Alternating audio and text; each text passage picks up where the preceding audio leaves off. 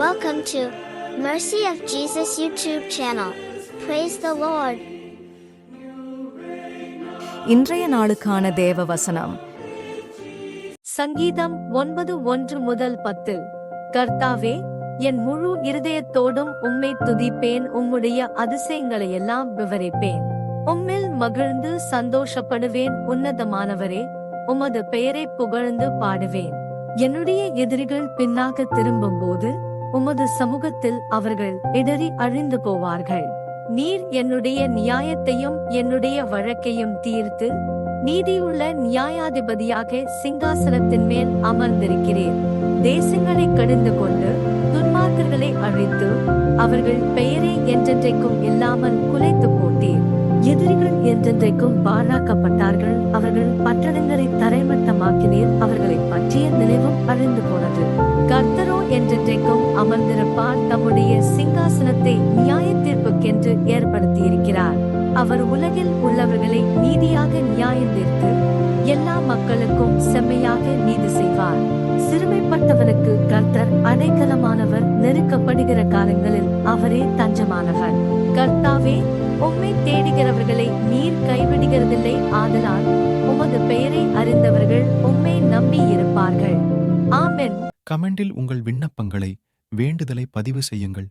உங்களுக்காக நாங்கள் ஜெபிக்கின்றோம். ஆமென். ஸ்தோத்திரம் ஆண்டவரே.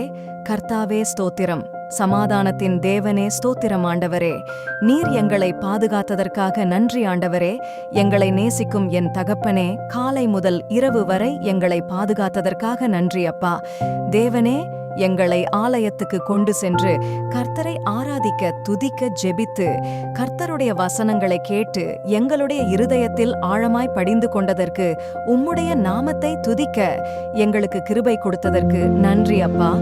தேவனே, இந்தியா தேசத்தில் உள்ள எல்லா மக்களும் இரட்சிப்புல கொண்டு வரும். இந்தியாவில் உள்ள அனைத்து குடும்பங்களையும் ஆசீர்வதியும். தமிழக மக்களுக்காக ஜெபிக்கிறோம் கர்த்தாவே.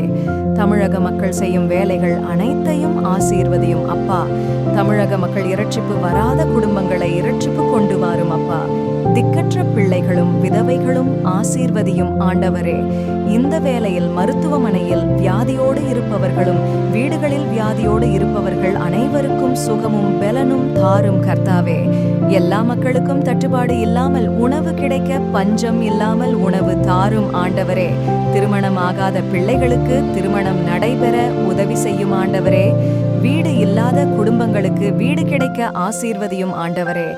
வேலை இல்லாதவர்களுக்கு வேலை கிடைக்க கர்த்தர் உதவி செய்யவும் ஆண்டவரே. தேர்வு எழுதும் மாணவ மாணவிகளுக்கு சாலமோனுக்கு தேவன் கொடுத்த ஞானத்தை பிள்ளைகளுக்கு கொடுத்து முழு ஆண்டு தேர்வில் எழுதி தேர்ச்சி பெறுவதற்கு கர்த்தர் உதவி செய்ய வேண்டும். குடும்பங்களில் சமாதானம் இல்லாதவர்களுக்கு சமாதானம் கொடுக்க வேண்டும் ஆண்டவரே. குடும்பங்களில் பொருளாதாரத்தில் பின்தங்கி உள்ளவர்களுக்கு பொருளாதாரத்தை மேன்மைப்படுத்த அதற்குண்டான பணத் தேவை எல்லாம் சந்தியும் ஆண்டவரே. எங்களுடைய வேண்டுதல்களையும் விண்ணப்பங்களையும் ஸ்தோத்திரத்தோட கூடிய ஜெபத்தோடு கர்த்தாவே உம்மிடத்தில் தெரியப்படுத்துகிறோம். எங்களுடைய குறைவில்லாத நிறைவாக்கும் ஆண்டவரே.